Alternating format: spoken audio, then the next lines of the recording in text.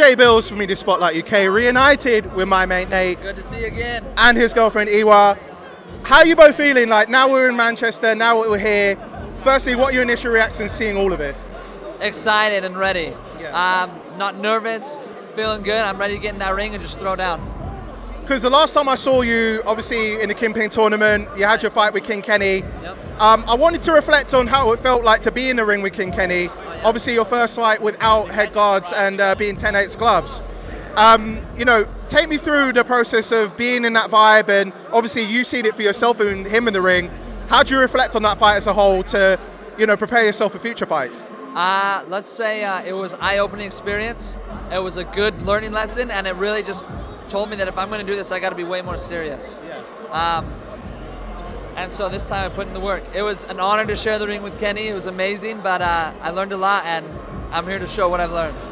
Because was there any talks in terms of you being in the final, not necessarily as in the final, but like to be in the final somehow or another? Yeah, well, so I was supposed to be in the second fight, but because they kept changing the dates and all their problems, my opponent pulled out. I thought then maybe because somebody else pulled out, maybe me and McBroom would fight, but then I don't know all the stuff that went on behind the scenes. I ended up not fighting, and it's a bummer. I was ready for all 3 fights, but it is what it is. How soon did you know that you was going to be fighting Whindersson for this Prime card, and like, what was your initial reaction? I mean, get your reaction as well.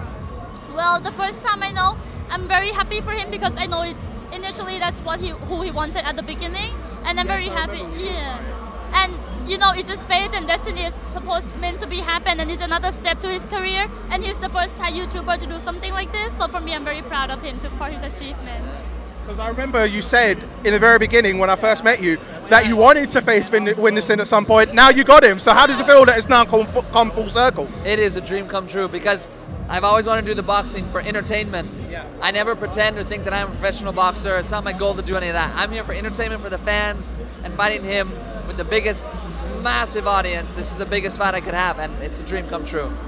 So, I mean, having looked at Whindersson's last fight with Kenny has fought both of you. Yeah. So, seeing it from that perspective, knowing how you've seen Kenny fight you, knowing how you've seen Kenny fight Whindersson, what have you taken from that to prepare yourself for Whindersson, knowing that he's had fights with one person consistently as you have? Right. Well, I mean, you look at the tapes, you study it, see what they did good, you adapt what you can, and just do the best you can from it. It's been a great textbook to learn from, so it's good.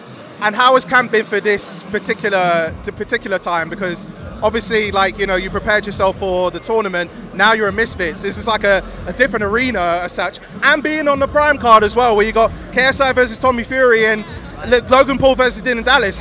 Like, from both of you, like, how do you see it from that perspective and being on a big stage and, you know, preparing for something like this? Yeah, I mean, at the end of the day, we get in the boxing ring and it's just me and him. It's amazing to be a part of it, the atmosphere, all the people, but I don't really focus on that because the whole focus is me and Whindersson in the ring together, throwing down. So I'm excited, I'm happy, we're way excited to be here, but the whole focus has just been what goes on for those 4 rounds. And just to get your perspective of how you've seen, like, Nate in the ring, training, you know, you must be kicking like, oh my God, what's going to happen? But, you know, obviously being a big support to him, like, you know, how have you seen it from an outside perspective of him training?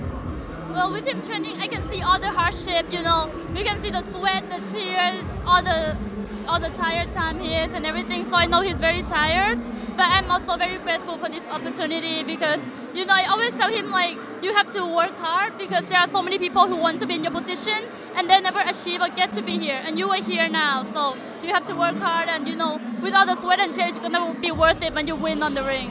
And something that just came to mind as well, obviously with everything that's going on between Logan Paul and Dylan Dallas, it's crazy. Like, a lot of digs at Logan's girlfriend. Now, from your perspective, if that sort of vibe was played to you from a fighter, like, how would you have reacted to all of this? No way, man.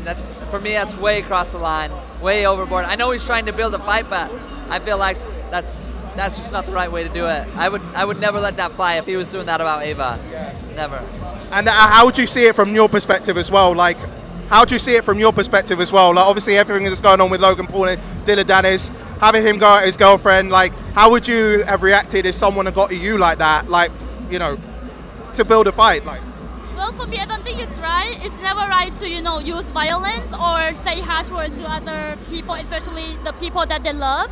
But I also know that I feel like maybe it's maybe a part of the performance or something. So I see it as he wants to entertain the audience, but I still don't think it's the right thing to do. But from my point of view, I wouldn't do anything. I would just, be quiet. I might feel a little hurt, but that's fine because I think that's for entertainment purpose.